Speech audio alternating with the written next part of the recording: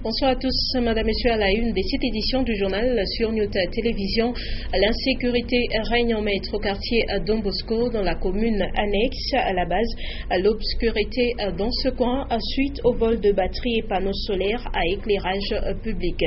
Et puis en cette période des grandes vacances, certaines écoles dispensent les cours aux élèves des 6e des humanités, une pratique pourtant condamnée par les psychologues et les responsables de l'enseignement primaire, secondaire et professionnel. Voilà tout pour les titres. Madame, monsieur, une fois de plus, bienvenue à cette édition du journal qui débute directement par la primature où la rencontre de la Troïka stratégique a eu lieu hier lundi 10 août 2015. Au menu, la situation économique en national et en international. Les détails avec nos confrères de New Tech Kinshasa. Le Premier ministre Matata a présidé la réunion de la Troïka stratégique de ce lundi qui a porté essentiellement sur l'économie sur le plan international et national. Sur le plan international, il y a eu un raffermissement du dollar par rapport à l'euro. Par contre, à l'interne, tous les indicateurs macroéconomiques sont sous contrôle. Pour ce qui est du taux d'échange, le dollar américain s'échange contre 924 francs congolais, tandis qu'au marché parallèle, il s'échange à 932 francs congolais. Pour ce qui est des réserves en devises, au niveau de la Banque centrale, il se situe à 1,640 milliard, ce qui représente quelque chose comme 6,58 semaines de réserves. S'agissant des finances publiques, elles ont enregistré à la fin du mois de juillet un excédent de à peu près 137 milliards de francs congolais. Pour ce qui est de l'exécution du programme économique, les indicateurs sont au beau fixe. Pour le reste, le gouvernement a dépêché une mission au Sud Kivu pour soulager la population victime du tremblement de terre. Pour ce qui est de la paie des agents et fonctionnaires de l'État de ce mois de juillet, le gouvernement confirme qu'elle est complètement terminée à 95% et que celle du mois d'août sera lancée dès le 15 août prochain suite à un problème lié à la logistique. Et il y a peu, la centrale de Séké s'est métamorphose. Les vieilles machines sont remplacées par la récente technologie. Sur 4 machines, 3 turbo-alternateurs fonctionnent avec les systèmes des contrôles SCADA. Séké est la plus grande centrale de la province, comme nous le dit Maurice Mazel. La centrale hydrologique de Séké est la plus grande centrale en province du Katanga en termes de machines. Au pays, elle est la 2e après Inga 2. Cette centrale hydrologique est réhabilitée de fond en comble à ce jour. Elle est dotée du système de contrôle et de gestion SCADA. Elle compte 4 hydrogénérateurs. 3 d'entre les machines sont réhabilitées et modernisées. Chaque machine a une puissance de 65 MW. Doté de cette récente technologie, l'opérateur de Séké gère le fonctionnement des machines avec un programme automatique. La recherche des défauts est simplifiée à ce jour, y compris le temps de disponibilité des machines. Tout a été changé. Avant, on avait une ligne, la ligne 11, en 220. Dans le cadre de ce projet Séké, on a dû construire une deuxième ligne qu'on appelle la ligne 12 en 220. Pour éviter l'engorgement qu'on avait, l'étranglement qu'on avait ici en Séké. La centrale hydrologique de Séké dépend à 98% de la réserve d'eau de Zilo. La contrainte hydrologique actuelle ne permet plus à la Société nationale d'électricité de desservir correctement la population en courant électrique. Et puisqu'on parle déjà de la Société nationale d'électricité, sachez que les différents sites de la SNEL, depuis la ville de Kamina jusqu'à la cité frontalière de Kasumbalesa, vont bénéficier d'une campagne de lutte contre l'infection à VIH-Sida, une opération que va mener l'organisation Health Focus dans le cadre de l'éradication de cette maladie et du changement de comportement. Patricia Naisma Okabea, Félix Kalombo et Pichakola. Alpha Focus, cette organisation a tenu une réunion de démarrage de la campagne de sensibilisation de l'infection VIH-Sida dans le cadre du projet des marchés d'électricité en Afrique australe. Les premiers bénéficiaires sont la SNEL, les sociétés des sous-traitances et la population vivant dans les environs de la nouvelle ligne construite de Kamina à Kasumbalesa. Le directeur provincial AI de la SNEL, l'ingénieur Jean-Marie Moutombongoy, a procédé au lancement de la campagne. Une société de distribution, de transport et de production dont nous ne pouvons que atteindre les objectifs avec un personnel qui, du point de vue social, présente pratiquement une bonne santé. Et donc c'est dans ces cadres-là, aujourd'hui avec les partenaires de la SNEL, que nous venons de lancer cette campagne de sensibilisation sur le VIH-Sida pour que chaque agent prenne conscience avec la population riveraine. Le docteur Aloïs parle de cette mission. Nous avons tout à fait déjà clarifié certaines choses de collaboration. Donc la SNEL a identifié certains sites où nous allons travailler avec les travailleurs et les ayants droit, des employés de la SNEL, mais aussi avec les populations riveraines.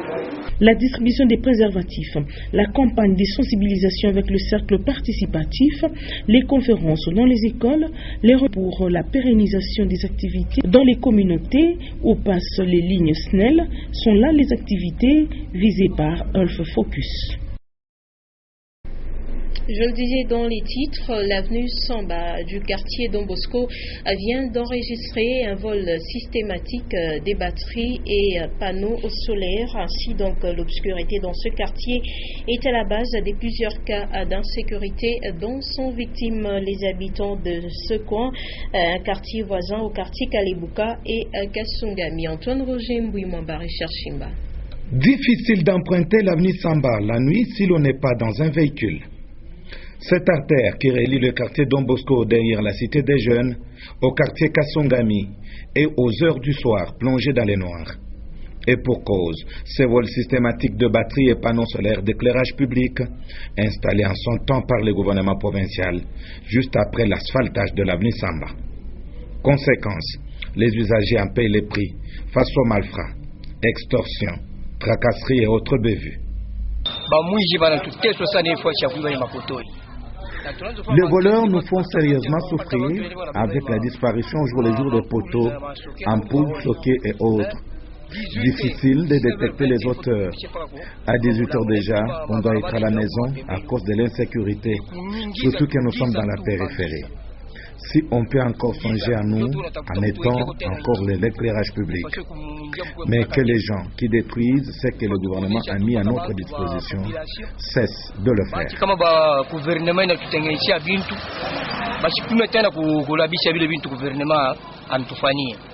Cela impacte aussi le quartier voisin de Kalebuka. Et au fur et à mesure que les jours passent, même les poteaux risquent d'être emportés, vu que les dispositifs de soutien des batteries et panneaux solaires disparaissent au quotidien. Direction Kamina, où l'on nous signale ce problème des transports des produits de première nécessité et autres marchandises en dehors des trains. Ce sont les motos qui font l'affaire en transportant les marchandises de Kolwezi jusqu'à Moneditou en passant par Kamina, une distance de plus ou moins 900 km. Consolate Kandja, Félix Kalombo.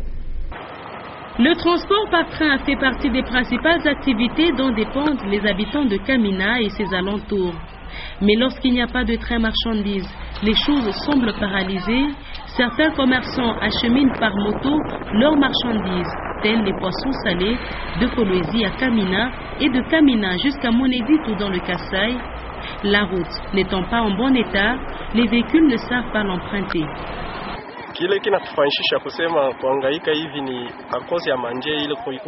Nous souffrons à cause du mauvais état de nos routes, car si nos infrastructures routières étaient viables, il y aurait des véhicules pour le transport.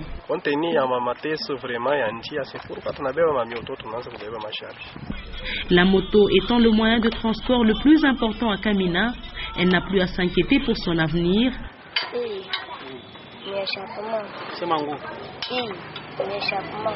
La maintenance est assurée même par les tout-petits, exemple du jeune Chizo, 11 ans, et qui aurait été initié à la mécanique dans la famille.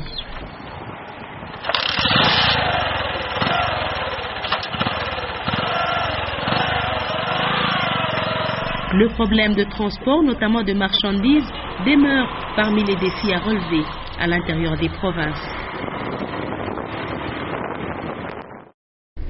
Je voulais également annoncer dans les titres, certaines écoles de la ville de Lubumbashi dispensent déjà les cours aux élèves des 6e des humanités en cette période des grandes vacances, pratique que condamnent certains psychologues qui estiment qu'après 9 mois d'apprentissage, les élèves ont droit à un repos pour un équilibre psychologique.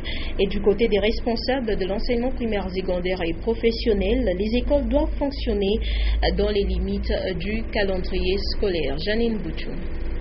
Il est 10 heures dans cette classe des 6e mécaniques dans une école de la place. Un cours d'option est dispensé ici.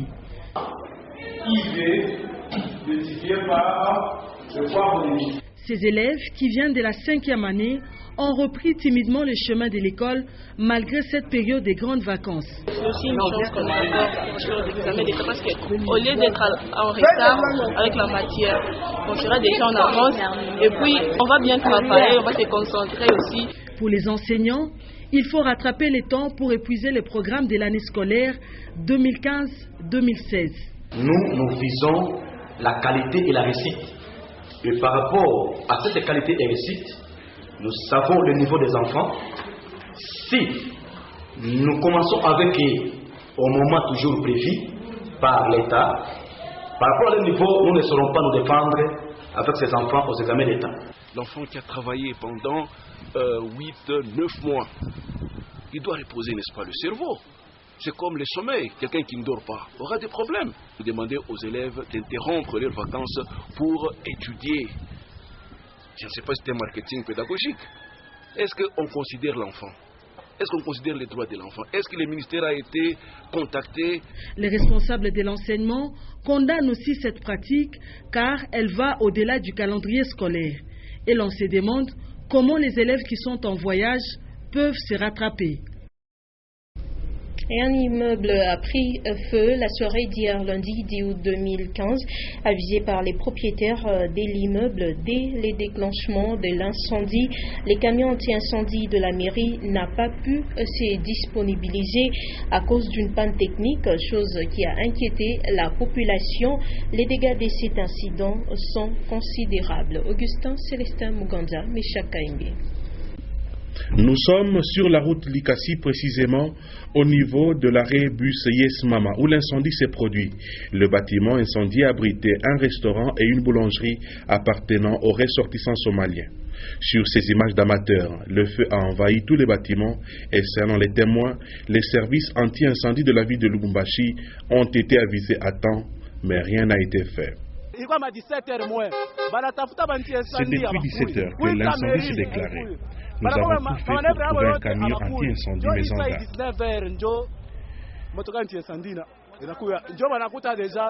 d'armes.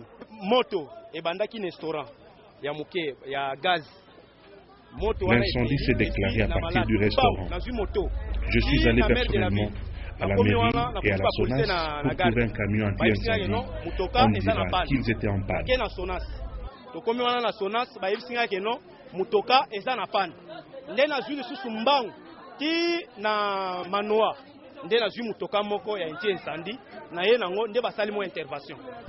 L'origine de cet incendie serait une mauvaise manipulation d'un four à gaz. Tous les bâtiments ont été consumés, y compris les biens matériels. Pas de perte en vies humaines, seul un homme qui a reçu le jet d'eau d'un camion anti-incendie a reçu un choc. Le feu a été maîtrisé grâce à l'intervention des camions anti-incendie des particuliers de la ville de Lubumbashi.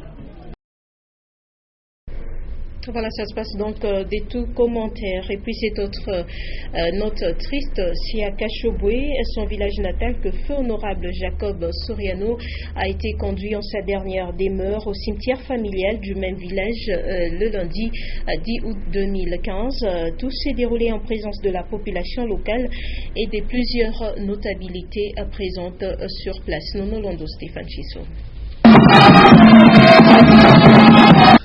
D'habitude gai et festif, Kachobwe se vêtit soudain de la lugubre robe noire de deuil ce lundi 10 août 2015, alors qu'il s'apprêtait à accueillir la dépouille d'un de ses dignes enfants, feu l'honorable Jacob Mwapé Nissim Soriano, qui, il y a 67 printemps, y naquit un certain 24 avril 1948. L'afflux des villageois et de nombreuses notabilités qui l'ont soit rejoint par la mer, la terre ou les airs était considérable. L'hommage que cette terre hospitalière, la terre de son enfance, s'apprêtait à rendre au grand frère de l'honorable Moïse Katumbi Tchapwe était tout simplement émouvant. Ainsi, une valse aérienne vit se poser les uns après les autres de nombreux aéronefs bondés d'officiels et de sympathisants, qui tous, les cœurs serrés, ont tenu à compatir jusqu'au bout à la grande douleur qui, depuis plus de 4 jours, ronge la famille du disparu.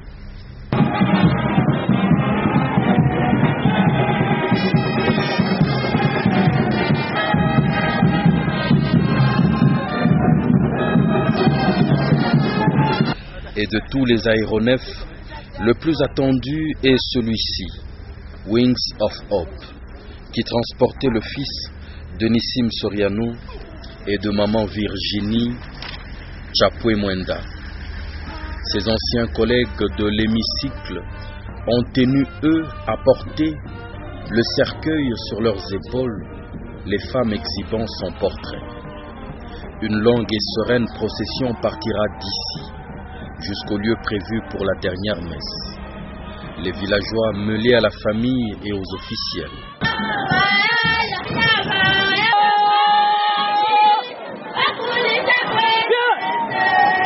C'est Monseigneur Fulgence Mouteba, évêque de Kilwa Kasanga, qui dira le requiem, prêchant la foi catholique vis-à-vis de la vie après la mort. C'est pourquoi pour nous chrétiens, en tout cas catholiques, la mort ne nous fait pas peur.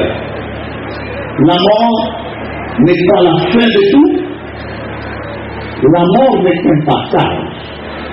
Saluant également les nombreuses vertus du disparu.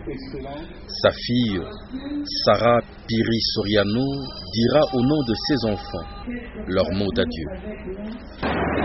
Tu nous as aimés, et même à ta mort, nous savons que si ça ne dépendait que de toi, tu resterais avec nous.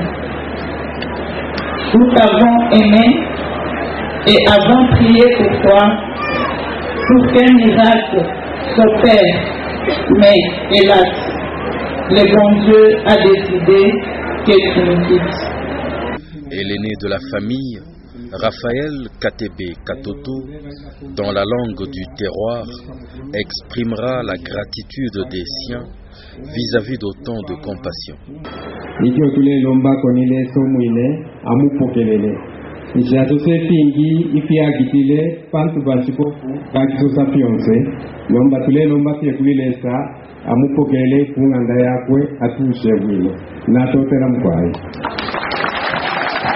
Des gerbes fleuriront ensuite la dépouille dans une de ces ambiances qui vous nouent la gorge et qui ne vous laissent aucun autre choix que de verser quelques larmes. Feu Jacob fit ses études secondaires au collège Saint-Boniface, avant d'entreprendre des études supérieures à l'ISP Lubumbashi et d'embrasser une vie professionnelle intense, qui s'étendra de l'enseignement aux affaires avant de se boucler par l'Assemblée provinciale du Katanga où il préside la commission chargée de l'environnement, comme élu du territoire de Kasanga.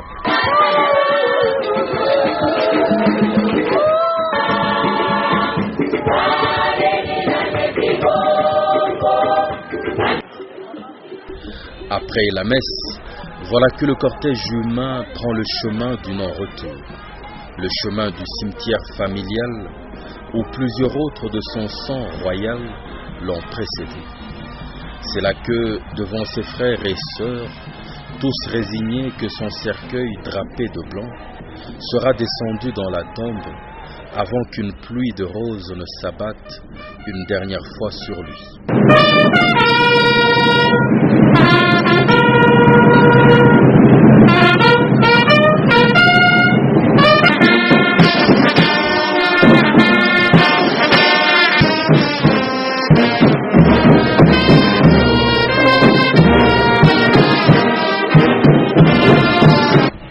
C'est en ce lieu qu'il reposera pour l'éternité à venir. En cette même pénible occasion, son frère, l'honorable Moïse Katumbi Tchapwe, s'inclinera et méditera devant les lieux de repos d'autres membres de famille décédés. Puisse l'âme de l'illustre disparu reposer en paix. Voilà que l'âme des feux honorable Jacob Soriano repose donc en paix. Et l'actualité en dehors de nos frontières, la Grèce est loin de sortir de la crise financière qui frappe les pays il y a une année, et les Pakistan a enregistré les viols sur mineurs. Les vidéos de ces crimes ont été visualisées par la police pakistanaise. Les détails de toutes ces informations avec Sylvie Moussa et Doudouniche. La situation en Grèce reste encore préoccupante et confuse. Elle assure qu'un accord a été trouvé avec ses créanciers sur un troisième plan d'aide, c'est environ 85 milliards d'euros, qui devrait être lui remboursé en 3 ans. Néanmoins, la Commission européenne a déclaré qu'aucun accord politique n'a été pris jusque-là, et pourtant, le temps presse. Selon la même commission, la Grèce doit rembourser près de 3 milliards d'euros à la Banque centrale européenne d'ici le 20 août prochain. Et puis en Turquie, l'armée s'est décidée de répliquer quelques heures après les attaques meurtrières attribuées au PKK. Ces attaques ont fait 6 morts et 17 cibles ont été visées par l'aviation la nuit dernière au sud-ouest de la Turquie. Le PKK revendique l'attaque d'hier contre les postes de la police d'Istanbul. Et enfin, au Pakistan, près de 300 enfants ont été violés dans un village près de Lahore. La plupart de ces enfants, dont l'âge varie entre 13 et 14 ans. Et la police affirme avoir retrouvé une centaine de vidéos montrant ainsi plusieurs hommes commettre des viols sur 2 mineurs. L'actualité du journal La République, un quotidien d'information paraissant dans la capitale Kinshasa, c'est dans ce Lu pour vous avec Karine Kabongo.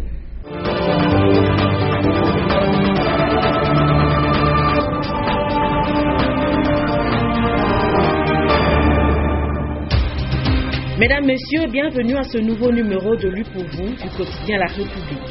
La consoeur fait sa une sur les derniers adieux faits au frère aîné de Moïse Katumbi. L'honorable Jacob Soriano a été mis en terre à Kashobwe ce lundi 10 août 2015. Né le 24 avril 1948, Jacob Soriano a succombé le 6 août dernier de suite d'une longue maladie. La nouvelle de la mort du frère aîné du gouverneur Moïse Katumbi Tchapwe a créé un vif émoi au sein de la population de l'ancienne province du Katanga. Ainsi, la résidence de l'illustre disparu où était organisée la veillée mortuaire a été littéralement prise d'assaut par une foule nombreuse déterminée à rendre hommage à ce combattant du sort de la masse. En politique, la République table sur la deuxième session extraordinaire du Sénat, session qui s'ouvre ce mardi 11 août. Un seul point à l'ordre du jour, l'examen du projet de loi portant répartition de sièges des élections locales, municipales et locales. Il sied de signaler que cette question suscite un débat et divise la classe politique. Et tout porte à croire que ce bras de fer entre toutes les tendances politiques va bientôt prendre fin dès que les sénateurs auront décidé de régler la question. Toujours en politique et au sujet des élections, le quotidien La République évoque cette prise de position du président de l'Union nationale des démocrates fédéralistes, UNADEF, Charles Mwandon Simba. Pour lui, la CENI peut tenir son calendrier si seulement on pouvait reporter les élections locales. Elle doit réaménager son calendrier dès lors que l'initiative de la classe politique est contestée autour des moyens pour les faire participer à ces élections. La CENI peut respecter son calendrier si les scrutins sont reportés avec l'avis favorable de toute la classe politique. En économie, la République titre sur la relance de la minière de Bakwanga, la MIBA.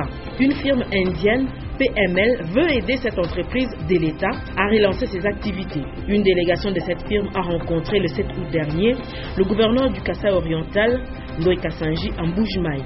Et pour le chef de la délégation, il y a possibilité pour cette firme de signer un partenariat avec la MIBA. Côté sport, la République se réjouit que Constant Omari Selemani, Moïse Katumbi Chapwe, Roger Bondembe, Jean-Didier Massamba Manunga et Ndila Fanan soient reconduits dans les commissions permanentes de la Confédération africaine de football CAF pour le cycle 2015-2017. Ici est de noter que le président du tout-puissant Mazembe, Moïse Katumbi Chapwe, est reconduit membre dans la commission d'organisation de la CAN. Merci de votre attention.